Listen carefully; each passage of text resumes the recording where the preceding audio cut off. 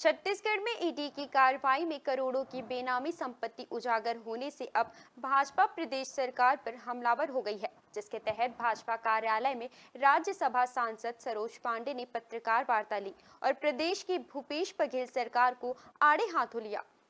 छत्तीसगढ़ में ईडी की कार्यवाही के बाद ईडी ने प्रेस नोट जारी किया है, जिसमें ईडी ने करीब 4.5 करोड़ रुपए कैश, सोने के आभूषण और करीब 2 करोड़ रुपए मूल्य के अन्य कीमती सामान जब्त किए हैं। वीडियो द्वारा दी गई जानकारी को आधार बनाकर दुर्ग भारतीय जनता पार्टी कार्यालय में राज्यसभा सांसद सरोज पांडे ने पत्रकार वार्ता लेते हुए प्रदेश सरकार को आड़े हाथों लिया।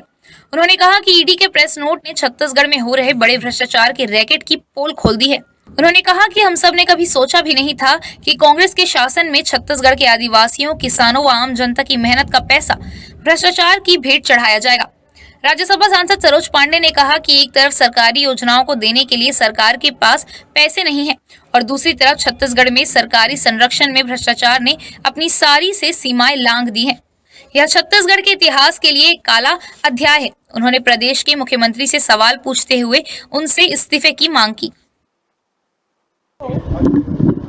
कांग्रेस पार्टी के नेताओं के यहाँ और भी बहुत से अधिकारियों के यहाँ पे जो छापे पड़े हैं, उस पर भारतीय जनता पार्टी छत्तीसगढ़ प्रदेश के मुख्यमंत्री भूपेश बघेल जी से ये मांग करती है और उनसे कुछ प्रश्न भी पूछना चाहती है।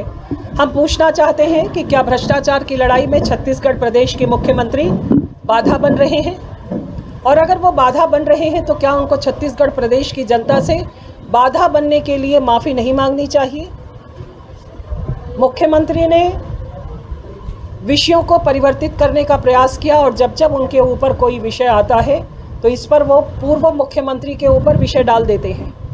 मुख्यमंत्री से हम लोग ये भी पूछना चाहते हैं कि क्या उनको नैतिक आधार पर अपने पद से इस्तीफा नहीं देना चाहिए। जिन कार्यकर्ताओं के यहाँ और जिन अधिकारियों के यहाँ पर इतनी बड़ी मात्रा में ज्वेलरी, कैश और भी बहुत से कागजात बरामद हुए हैं, उनके ऊपर आज के दिनांक तक मुख्यमंत्री ने संज्ञान में लेकर उस पर कोई कार्रवाई नहीं करी, बल्कि उनका बचाव किया।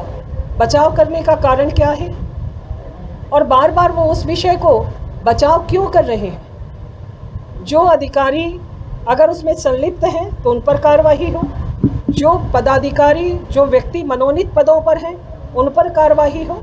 आज इसी विषयों को लेकर हम पूरे प्रदेश में अपनी बात को रख रहे हैं। मुख्यमंत्री से नैतिक आधार पर इस्तीफा मांग रहे हैं और मुख्यमंत्री को इन विषयों को लेकर इस्तीफा देना चाहिए और इन प्रश्नों का जवाब भी देना चाहिए। इसके बाद हम सड़क की लड़ाई लड़ने के लिए मैदान में उतरेंगे।